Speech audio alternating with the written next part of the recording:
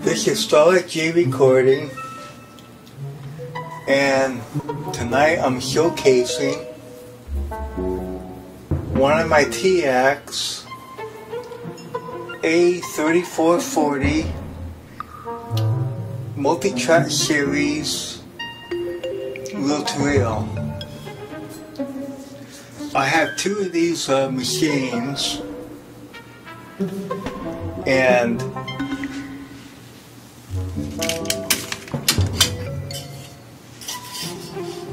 before using any of these machines, you must clean all the heads. I'm not going to do that because this is a demonstration. First, we're going to turn it on. There's the power. And these reels here are 1/4 inch, 10-inch reel that uses an NAB nab adapter. And in the professional market,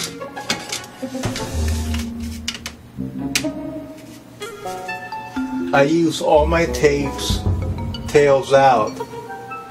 I'm going to get the blank tape.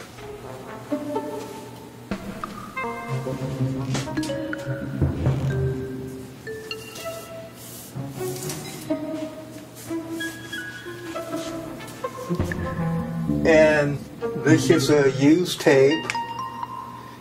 It might be Mashal or TDK tape, I'm not sure. So I'm going to lace up the machine.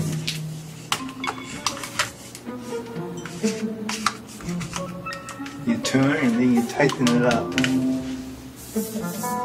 And now I'm threading up the machine.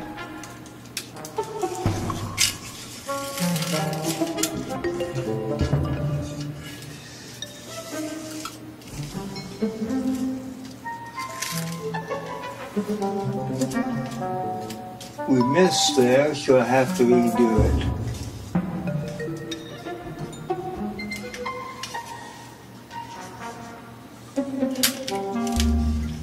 Okay. A little bit quicker, do it one more time. One thing about reel-to-reel, some of these reels don't have slots in them. Okay. Now I'm going to rewind it.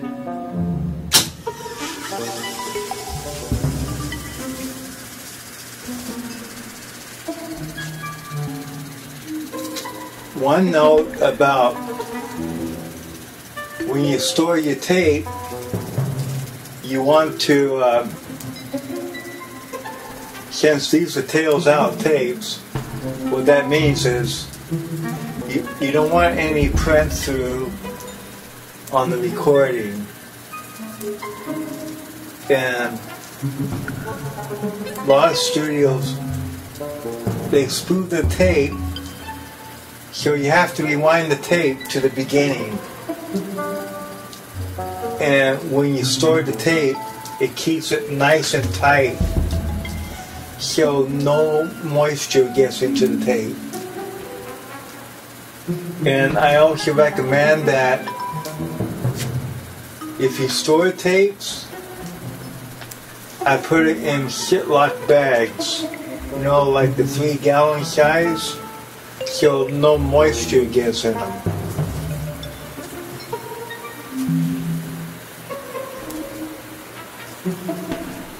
So I'm spooling the tape onto the take-up reel, that's the red reel that's on the left-hand side.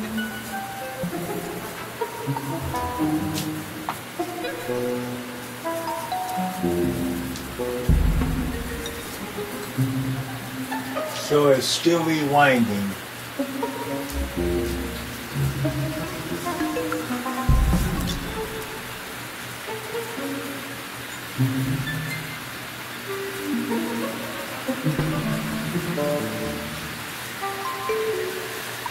slow it down.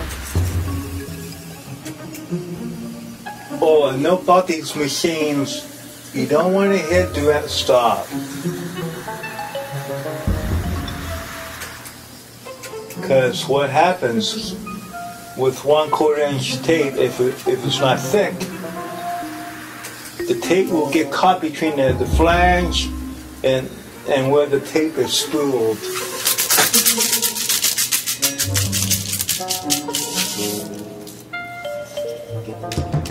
So I'm going to flip the wheel the other way so it shows the name of the wheel.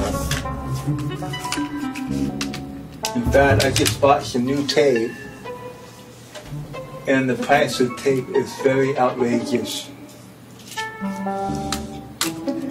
Brand new tape for 10-inch reel, 2,500 feet.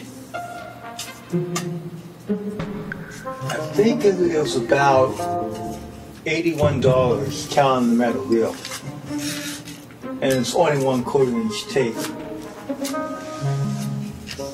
Okay. It's actually cheaper buying the pancake, but then you have to buy the flanges, so it's almost the same price.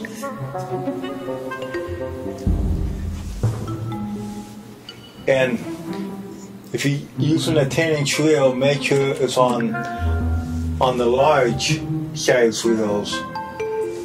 And I recorded all my tapes at 15 IPSs. And on these decks, if you're going to record, you're going to have to arm all the tracks like that.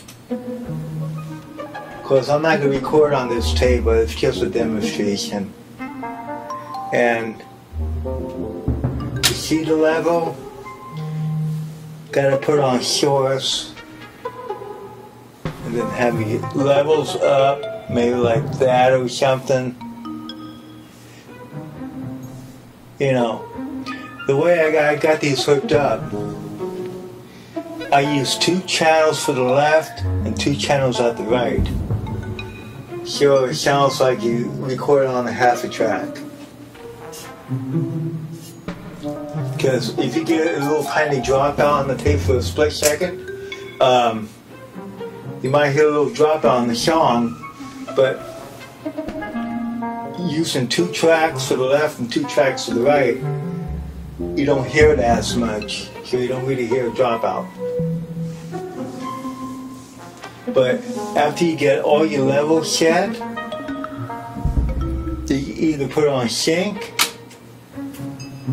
or if you want to hear the playback while it's recording, put it in play. They didn't put repro, but that's your repro head. Your playback head, that your record head is in the center, and the erase head is always on the left-hand side. And to spool a tape, to start, just hit play. And I'm just going to let it run till the end of the tape. So right now, that's 15 IPSs. Every 1 second, 15 inches of tape is going by the head. And you get very good sound quality at that speed.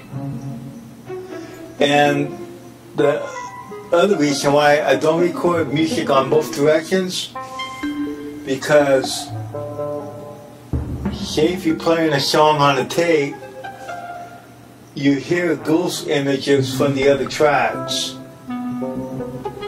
So I record tapes like they do in the studio, record in one direction. In fact, I'm making my own master tapes, you know, Beatles, Journey, REO Speedwagon. I try to take it from the best source I can get. And I did All Things Must Pass, you know, the new, you know, the 50th anniversary, and it took 8 reel-to-reel tapes to put the whole album together. I got the regular album, and I did an ultimate version of the album, and then it's got also the Apple Jam. So it took 8 tapes, and it really sounds good. And I took all the files from YouTube. I think they're really high-res quality files because they don't sound like MP3s. Or the light you see here blinking, it's because it's not in record mode. It's on ready mode. And other features this deck has, I believe this tape deck, it uses IEC record, the EQ, you know, the bias setting, you know, the EQ. Some use NAB, but all this Teac and my Teac A88, or even it's even called Teac 80-8, they all use IEC EQ curve on the recording, the way it records. And all these decks are 3-motor drive driven, and these tape machines sound real good. So right now I'm spooling the tape. It's called type wrap. And I'm going to have a part 2 of this. I'm going to show you the tapes that I bought too, new ones. And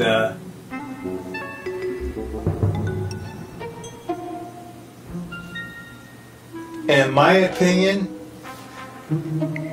when it comes to vinyl records and reel-to-reel tape, reel-to-reel tape sounds better. Like say, if this is the outer portion of your record, on a record, when it gets there, it'd be like slowing down your tape speed from 15 IPSs down to 7.5 or slower. But the benefit with reel-to-reel, there is no intergroup distortion. There's no, you don't have to worry about scratches on your record, but you must take care of your tapes, and you must keep the tapes tight wrapped, and always seal up your tapes with Ziploc bags. You know, they make that. I might even order me some Ziploc bags for my tapes. Because when you're talking about tapes that cost almost $100 a reel, you better make sure you have them sealed up when you're not using them. So anyway, this is part 1 of my video.